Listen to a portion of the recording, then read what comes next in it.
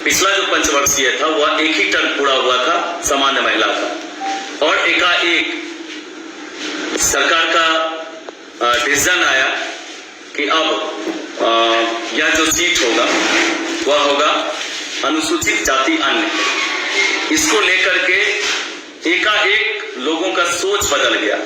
पहले से जो माइंड सेट था कि ये उम्मीदवार हो सकते हैं, ये उम्मीदवार हो सकते हैं, लगभग पिछले 6 महीने से लोग मन ही मन चयन भी कर रहे थे कि हम इस प्रत्याशी के साथ, सब अपने अपने विचार के साथ थे।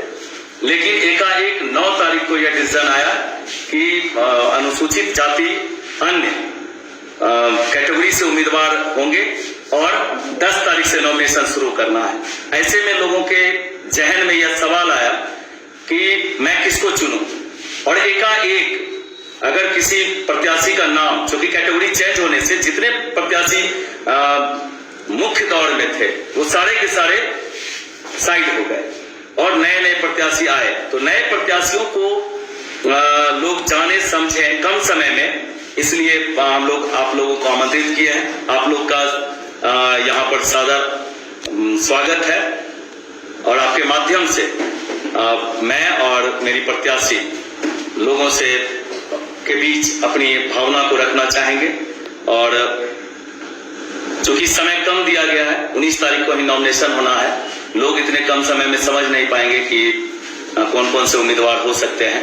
तो चूंकि हम लोग पहले से तैयारी में थे, तैयारी कर रहे थे, और मेरी प्रत्याशी भी पिछले कुछ दिनों पहले, लगभग 1 वर्ष पहले कहीं न कहीं उनके मन में था, और वह जो जॉब में थी, जॉब रिजाइन करके अपने तरीके से तैयारी में लगी हुई थी। चूंकि हम लोग एक ही परिवार से हैं, एक ही साथ उठने बैठने वाले लोग हैं, तो उनकी जो भावना थी उन्होंने हमारे साथ जोड़ा और हम लोग साथ मिलकर के तैयारी कर रहे थे। मैं उम्मीदवार होता अगर सामान्य सीट होता तो, लेकिन एकाएक ये होने से, चूंकि पिछले साल इन्होंने शिक्षण कार्य से त्याग पत्र दे दिया था मध्य विद्यालय से, और लड़ना ही था, पहले से इनके मन में था। हम लोग का ये टीम का विचार हुआ कि इनको प्रत्याशी बनाया जाए, लेकिन कम समय में लोग की जानकारी में जाना है, इसलिए आपके माध्यम से हम लोग प्रेस कॉन्फ्रेंस के माध्यम से लोगों के बीच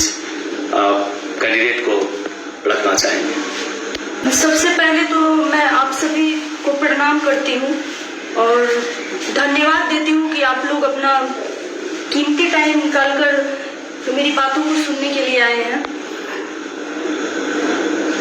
मैं अर्चना कुमारी नगर परिषद क्षेत्र से सभापति पद के लिए उम्मीदवार हूँ। आप एक बार फिर से प्लीज अपना सवाल बोलेंगे। किस बात को लेकर जनता के बीच जाएंगे इस बार?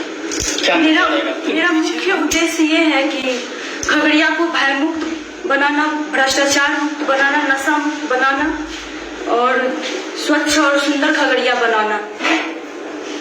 इसके पहले क्या आप टीचर थे क्या? जी। रिजाइन दे करके जो है सभापति के लिए दावेदारी कर रहे हैं। और मेरा जन्मभूमि यही है और मैं बचपन से यहाँ रही हूँ, तो मैं सारी चीजों से अच्छी तरह से अवगत हूँ कि यहाँ का क्या माहौल है, यहाँ पे क्या क्या समस्या है। तो मैं पहले सोचती थी कि अगर मुझे मौका मिलता तो मैं ये करती, वो करती, सारा चीज सुधारने का, उसमें बदलाव लाने का कोशिश करती। और मैं निर्वाचन आयोग को भी धन्यवाद देती हूँ कि उन्होंने मुझे मौका दिया अपनी काबिलियत को और अपनी इच्छा शक्ति से मैं जो कर सकती हूँ उसको दिखाने का।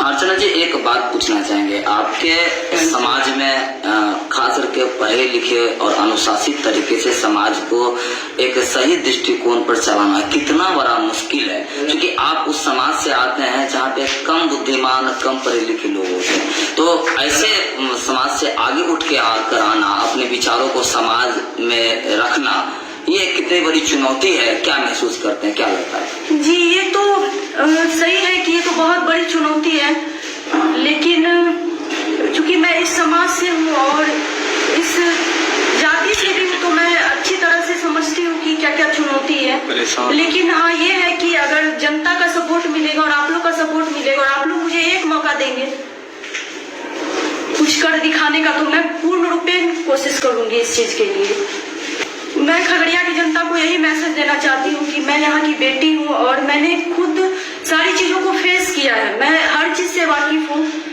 तो सबको एक मौका तो मिलना चाहिए, एक मौका मुझे भी दे। आपका नॉमिनेशन का तारीख क्या होगा? जी कब नॉमिनेशन करवा रहे हैं? जी नॉमिनेशन 16 तारीख को है।